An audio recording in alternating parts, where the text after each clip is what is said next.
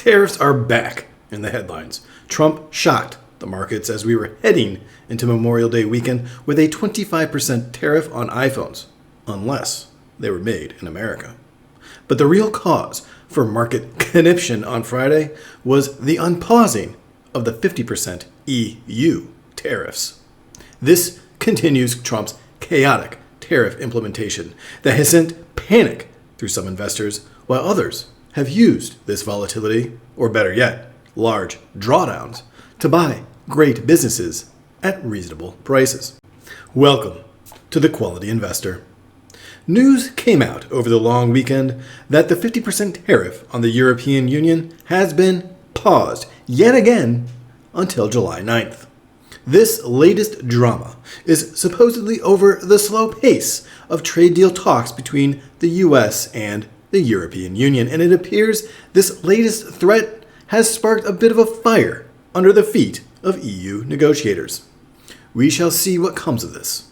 No matter, this video will cover 3 more super investors and their 13F filings in Q2 of 2025. Please check out part 1 that I released last week, where the major theme of the super investors was selling. That theme will continue for 2 of the 3 investors today as we study their moves. But before we get into it, please like this video and subscribe to the channel. It only takes a second, helps us grow, and you can stay on top of all the quality businesses in the market. The final investor we are looking at today, however, not only made major moves in Q2, but this past week made a major purchase as well. So, without further ado, we will be looking at Lilu, who has led an interesting life, David Tepper, owner of the NFL franchise Carolina Panthers, and a mercurial mainstay on this series, Bill Ackman. The ever outspoken Ackman made massive waves this past quarter, and then again this past week. But first, we will begin with Lilu. Lilu is the manager of Himalaya Capital Management, a very small portfolio currently at only 8 stocks. It is worth $2.2 billion. As I mentioned, Lilu has had an interesting life. He was actually orphaned at a young age when his parents were sent to labor camps by China's then leader Mao Zedong. This was a consequence of their Cultural Revolution. By 1989, he was actually a member of the protest in Tiananmen Square. He was subsequently granted asylum to the United States, where he moved to New York, eventually ending up at Columbia University. He got his start in investing because he attended a lecture by Warren Buffett. He mainly invested in Asian stocks early on. However, a meeting he had with Charlie Munger in the early 2000s is what convinced him to turn his hedge fund into a long-only value investing hedge fund. He even received $88 million in investments from Charlie Munger, which he soon turned into $400 million. While part of the protests in Tiananmen Square, from that time until the early 2000s, he had changed his views on China and was allowed to invest in BYD, which proved to be the pivotal investment that made his hedge fund what it is today. And here is his portfolio of, like I said, 8 stocks, nearly half of it invested in Bank of America and Berkshire Hathaway. And then another third invested in the 2 classes of Google stock. So 80% of his portfolio is concentrated into just 3 businesses. However, the activity in this quarter, like I said, continued to be on the theme of selling. He reduced his Bank of America position by nearly 25%. He reduced his Class C Google position by 1/5 and really trimmed down his Apple position by 2/3 of what it was before. I tend to agree with trimming of Apple. It's a very high valuation currently, and it's difficult to see what the next large growth driver for Apple will be outside of Apple's services. They still have many years to generate cash flow currently with the success of the iPhone and services growing its margins. But it does feel like Apple is at a point where they need to innovate to spur the next great growth cycle for the business. And another aspect of Lilu, he doesn't make a lot of moves. He sold these 3 businesses in Q1 of this year. Prior to that, he had also reduced his Apple position again and made his first buy into Sable Offshore, but that was in Q3 of 2024. 6 months went by before his next big moves of selling. He only had 1 buy in Q2 of 2024, and before that, his other moves were in Q2 of 2023, a year before that.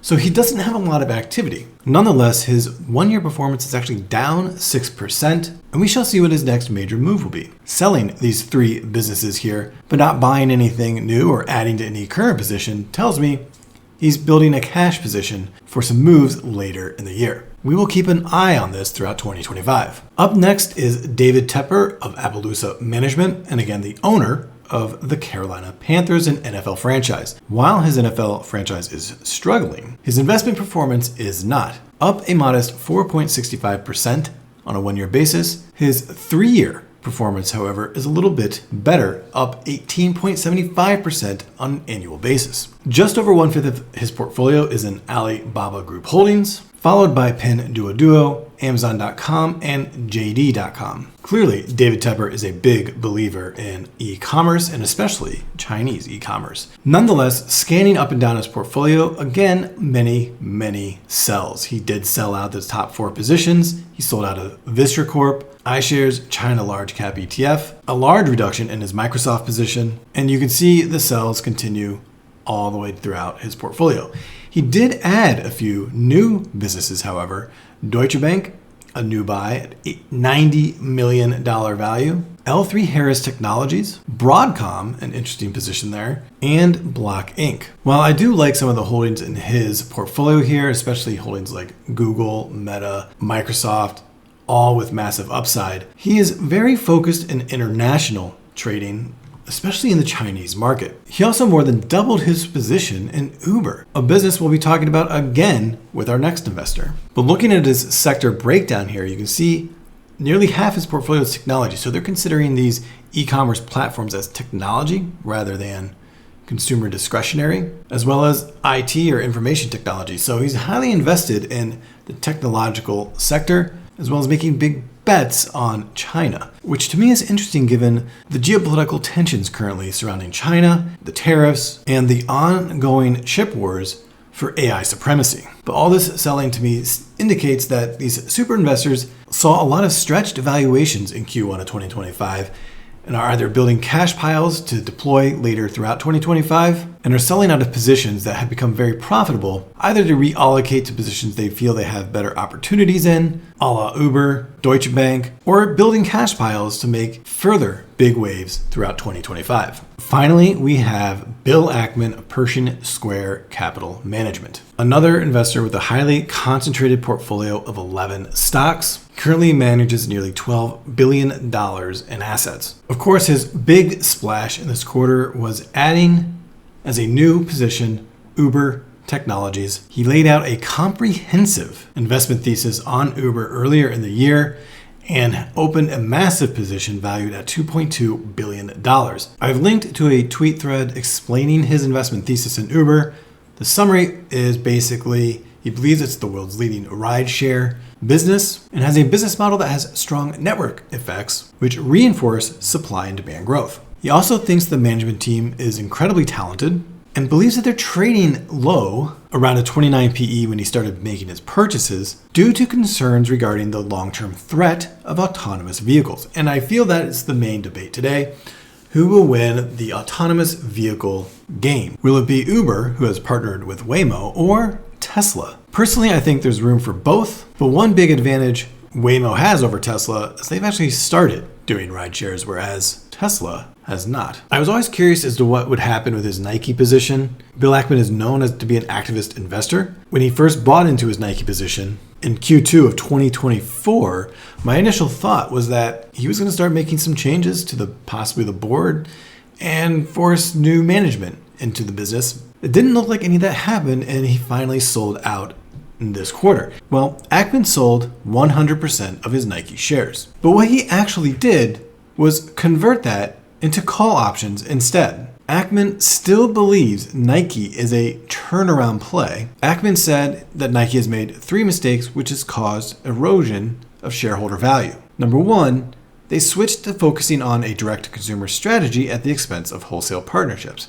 Number 2, a merchandising structure that did not prioritize sports. And number 3, overproduction of best-selling franchises in place of working harder on innovation. The third is best summed up as resting on their laurels. What all of that actually means is Nike's not focusing on the core business that made them great. His rationale for converting to options instead was this, and I quote, "In a successful turnaround, the option payoffs should be more than double the returns from owning the common stock. We continue to believe that Nike has the potential to be one of the great large cap consumer turnarounds." So he still has exposure to Nike, but he is trying to minimize any loss that he might have in Nike by going to the call options. Personally, I do not see the competitive advantage that Nike has anymore. They're losing market share left and right to On Holding and Decker's brand, which is the parent company of Hoka shoes, as well as Lululemon. And Nike hasn't made any real moves, it seems, to stem off this highly competitive atmosphere. Bill Ackman's one-year performance leaves a little bit to be desired, essentially flat on a one-year basis, up only 1.23%. However, this performance may change as the big news for Ackman came out earlier this week when he sold out of his Canadian Pacific holding, which at the time had over a $1 billion